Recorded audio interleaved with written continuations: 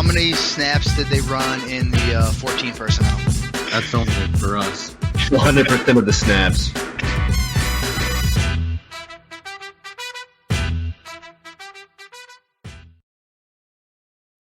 What's going on, everybody? Welcome into 14P Fantasy. I am your host, Justin Wright.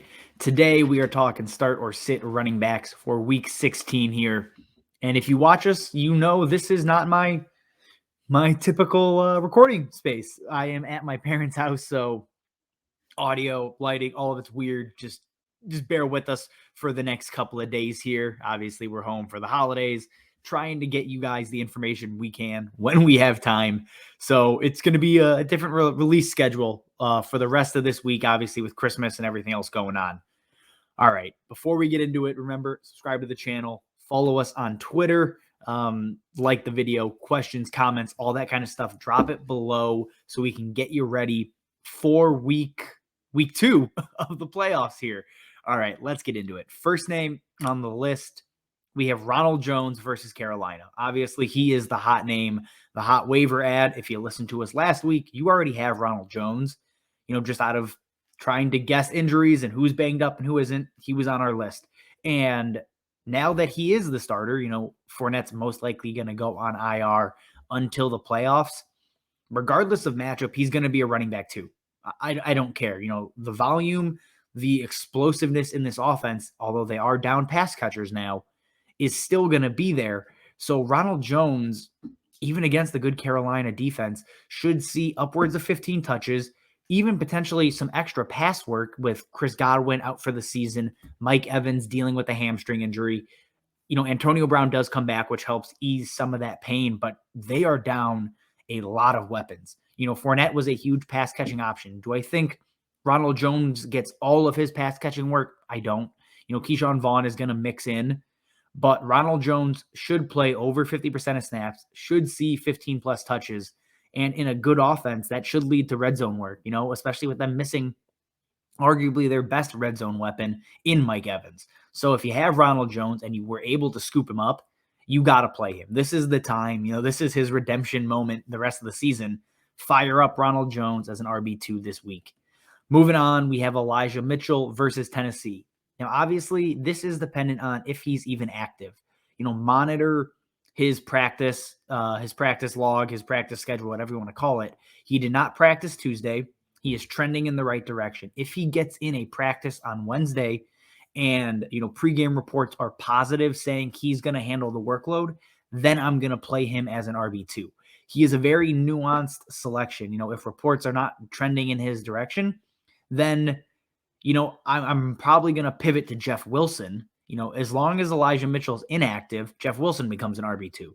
If it's weird, I'm not making a lot of sense, I don't think. But if Elijah Mitchell's active, trending the right direction, I'll play him. If reports are they're going to split time, then I'm not playing Elijah Mitchell. That is how you have to address this, because the Titans, while they're not a very good team, their run defense has been, above average. So that's something to keep in mind when you're looking at both Elijah Mitchell and Jeff Wilson, and honestly, Deebo Samuel this week as well.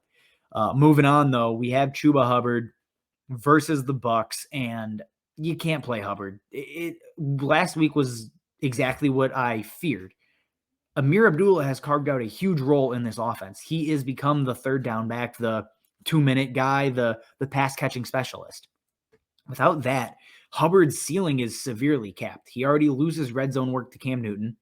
He's now losing work between the 20s to Abdullah, and then any pass-catching stuff, that's out the window. So you can't stick with Hubbard. You got to sit him down. Even if you wanted to cut him at this late in the season, I don't think it matters. But do not play Hubbard, especially against a great defense in Tampa. Next on our list, we got Devin Singletary versus the Patriots. And Devin Singletary has elevated himself to a flex level player. The last 2 weeks, has been very serviceable, has taken nearly all of the snaps at running back. I think he was second or third in the NFL in snaps last week for any running back at the position. My only concern is it's a great defense. And if Buffalo can't establish on the ground, they're going to fall back on what they know. And that's just utilizing Josh Allen, in the red zone between the 20s, passing deep, passing short, doing everything Josh Allen can do. So Devin Singletary does run the risk of kind of just getting, becoming the forgotten man in this offense when they get away from the run game. So he's going to be very game script dependent and could get phased out if things do not go as intended. So I can't put him up at that RB2 level. Again, I'll play Mitchell if he's active and trending the right way, and Ronald Jones over Devin Singletary this week. Moving on, though, we also have A.J. Dillon versus the Bears. Again, he's just settled in as a weekly flex play. If he falls into the end zone, great. He pays off. That's what you're looking for. If he doesn't, he busts. Devin Singletary is tiers above A.J. Dillon. He's a high-level flex where A.J. Dillon is, a 12-team deep league guy and you're missing 30 people on COVID, then yeah, I'll throw in A.J. Dillon knowing the ceiling's probably limited unless he gets hot and they just ride the hot hand, which is what they've leaned towards doing the last couple of weeks here. So keep that in mind if you are looking to trust A.J. Dillon versus the Bears. And to close us out, we have Devonta Freeman versus the Bengals. He's coming off of his worst game of the season, arguably. I think it may have been his lowest fantasy output, but I'm going to go back to him. The Bengals are a plus matchup on the ground. Freeman is still playing over roughly 60% of snaps. Lamar Jackson may come back.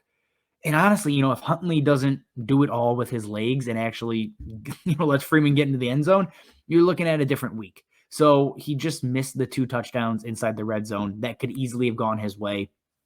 So if you have Freeman, I'm going to roll him out there again, and I'm just going to trust him. I think that's what you do here. That is the smart play. All right, guys, that is all I have for you. There's not going to be a part 2 for any of these videos, just with limited time, family stuff. That's where we're at in the season. If you have questions, though, drop them below. We will be available to answer those for you guys, as we get closer and closer to Sunday here. Again, remember, subscribe to the YouTube channel, follow us on Twitter, and like the video, subscribe, all that good stuff.